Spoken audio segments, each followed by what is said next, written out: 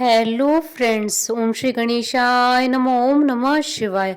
आप सभी का स्वागत है आपके अपने यूट्यूब चैनल पर। फ्रेंड्स, आज हम आपको इस वीडियो में बताने जा रहे हैं वैशाख महीने की मासिक शिवरात्रि की व्रत कथा, पूजा विधि, शुभ मुहूर्त, महत्व और विशेष उपाय के बारे में।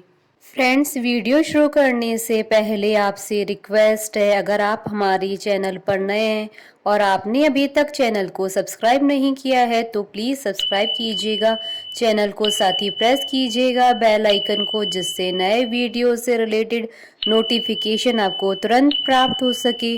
और वीडियो पसंद आने पर वीडियो को लाइक और शेयर जरूर कीजिएगा ताकि सभी भक्तों को इस वीडियो का लाभ प्राप्त हो सके। और कमेंट बॉक्स में ओम नमः शिवाय जरूर लिखिएगा। हिंदू धर्म में मासिक शिवरात्रि का विशेष महत्व होता है। हिंदू पंचांग के अनुसार प्रत्येक महीने में कृष्ण पक्ष की चतुर्दशी तिथि को मासिक शिवरात्रि मनाई जाती है। मासिक शिवरात्रि शिव और शक्ति के संगम का एक पर्व है। इस दिन भगवान शिव, माता पार्वती और गणेश जी, कार्तिकेय व नंदी जी की पूजा की जाती है। मासिक त्योहारों में शिवरात्रि के व्रत का बहुत महत्व होता है। इस दिन भगवान शिव की आराधना कर महावरदान प्राप्त किया जा सकता है। पौराणिक मान्यताओं के अनुसार मासिक शिवरात्रि के दिन आधी रात को शिवलिंग के रूप में भगवान उत्पन्न हुए थे। शिवलिंग के रूप में प्रकट होने के बाद सबसे पहले उनकी पूजा ब्रह्मा जी और विष्णु जी ने की थी। इसी उपलक्ष्य में आज तक शिव जी का जन्म दिवस मासिक शिवरात्रि के रूप में मनाया जाता है। हर मासिक शिवरात्रि पर उनके भक्त उन्हें याद करते हैं। वहीं शास्त्रों में ऐसा कहा गया है कि माता लक्ष्मी, माँ सरस्वती, माँ गायत्री, माता सीता, माता पार्वती जैसी देवियों ने भी शिवरात्रि का व्रत किया था, जिससे उनके जीवन का उद्धार हो सके। मासिक शिवरात्रि के दिन व्रत और पूजा करने से व्यक्ति को सुख और शांति की प्राप्ति होती है। साथ ही संतान प्राप्ति, रोगों से मुक्ति पाने के लिए भी इस दिन उपवास किया जाता है। माना जाता है कि यह पर्व क्रोध, ईर्ष्या, अभिमान और लालच जैसी भावनाओं पर काबू पाने में मदद करता है। मान्यता है कि मासिक शिवरात्रि का व्रत करने से मनोवांछित वर की प्राप्ति होती है। अगर किसी के विवाह में रुकावट आ रही है तो इस व्रत को करने से वह रुकावट दूर हो जाती है। फ्रेंड्स, अब आइए जानते हैं वैशाख मास की मासिक शिवरात्रि के शुभ मुहूर्त के बारे में। हिंदू पंचांग के अनुसार साल 2023 में वैशाख मास की मासिक शिवरात्रि का व्रत 18 अप्रैल 2023 मंगलवार के दिन है। वैशाख कृष्ण चतुर्दशी तिथि प्रारंभ होगी 18 अप्रैल 2023 को दोपहर 1:27 पर और वैशाख कृष्ण चतुर्दशी तिथि का समापन होगा 19 अप्रैल 2023 को सुबह 11:23 पर।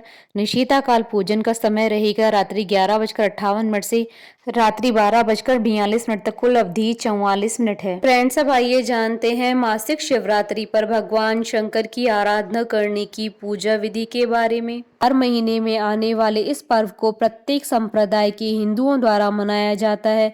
वो भक्त जो मासिक शिवरात्रि करने की इच्छा रखते हैं उन्हें मासिक शिवरात्रि का प्रारंभ महाशिवरात्रि के दिन से करना चाहिए। इस व्रत को महिला और पुरुष दोनों कर सकते हैं। श्रद्धालुओं को मासिक शिवरात्रि की रात को जागकर शिव जी की पूजा करनी चाहिए। मासिक शिवरात्रि वाले दिन आप सूर्योदय से पहले उठकर स्नान आदि कर लें। अब आप किसी मंदिर में जाकर भगवान शिव और उनके परिवार पार्वती, गणेश, कार्तिक, नंदी की पूजा करें। सबसे पहले आप शिवलिंग का रुद्राभिषेक जल, शुद्ध घी, दूध, शक्कर, शहद, दही आदि से करें। ऐसी मान्यता है कि रुद्राभिषेक करने से भोलेनाथ अत्यंत प्रसन्न हो जाते हैं। अब आप शिवलिंग पर बेलपत्र, धतूरा और श्रीफल चढ़ाएं। ध्यान रहे कि बेलपत्र अच्छी तरह से साफ किए होने चाहिए। अब आप भगवान शिव की धूप, दीप, फल फूल आदि से पूजा करें। शिव पूजा करते समय आप शिव पुराण, शिव स्तुति, शिव अष्टक, शिव चालीसा और शिव श्लोक का पाठ करें। संध्या के समय आप फलाहार कर सकते हैं। उपासक को अन्न ग्रहण नहीं करना चाहिए। अगले दिन भगवान शिव की पूजा करें और दान आदि करने के बाद ही उपवास खोलें। इस बात का ध्यान रखें कि व्रत और उसका उद्यापन विधिवत तरीके से किया जाना चाहिए। शिवरात्रि के पूजन का समय मध्य रात्रि का समय होता है। भगवान शिव की पूजा रात को 12 बजे के बाद करें और पूजा के समय श्री हनुमान चालीसा का पाठ भी करें। ऐसा करने से उपासक की आर्थिक परेशानियां दूर होती हैं। यदि कोई भी सच्चे मन और पूरी निष्ठा से भगवान की पूजा और स्मरण करेगा, उसे मनवांछित वर की प्राप्ति होगी। इस दिन सफेद वस्तुओं का दान करने की अधिक महिमा होती है, जिससे आपके घर में कभी भी धन की कमी नहीं होगी।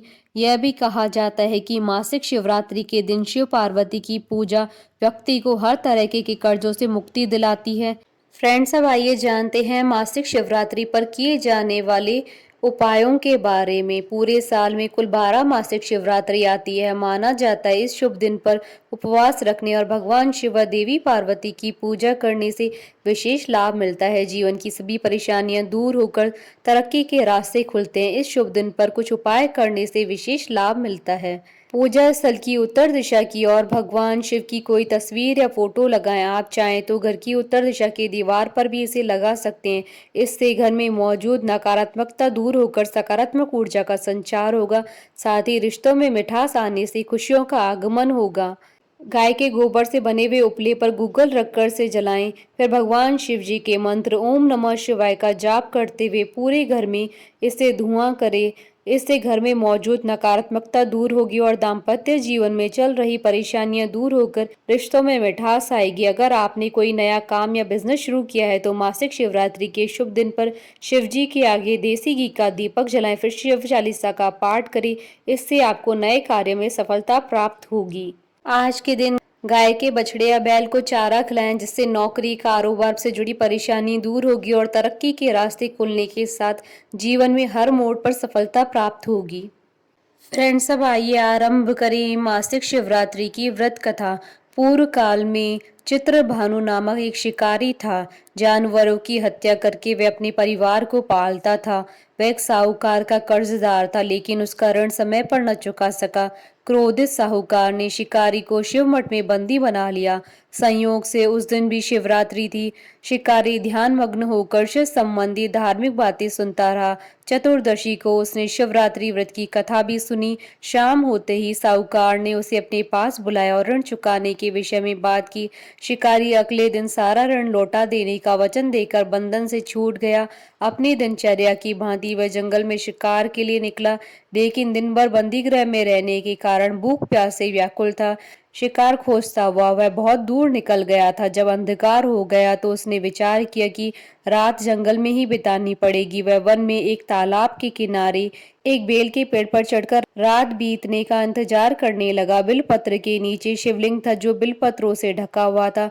शिकारी को यह पता न चला। पड़ाव बनाते समय उसने जो टहनियां तोड़ी थी वह संयोग से शिवलिंग पर गिरती चली गई। इस प्रकार दिन भर भूखे प्यासे शिकारी का व्रत भी हो गया और शिवलिंग पर बेलपत्र भी चढ़ गए। एक पहर रात्रि बीत जाने पर एक गर्भिणी हिरणी तालाब पर पानी पीने पहुंची। शिकारी ने धनुष तीर चढ़ाकर ज्यों ही प्रत्यंचा खींची। हिरणी बोली, मैं गर्भिणी हूँ, शीघ्र ही प्रसव करूंगी।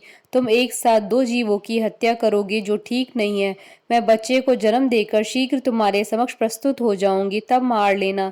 शिकारी ने प्रत्यंचा ढीली कर दी और हिरणी जंगली झाड़ियों में लुप्त हो गई। प्रत्यंचा चढ़ाने तथा ढीली करते वक्त कुछ बिलपत्र अनायास ही टूटकर शिवलिंग पर गिर गए। इस प्रकार उससे अनजाने में ही प्रथम पैर का पूजन भी संपन्न हो गया। कुछ देर बाद जब एक और हिरणी उधर से निकली, शिकारी की प्रसन्नता का ठिकाना न रहा। समीप आने पर उसने धनुष पर बाण चढ़ाया।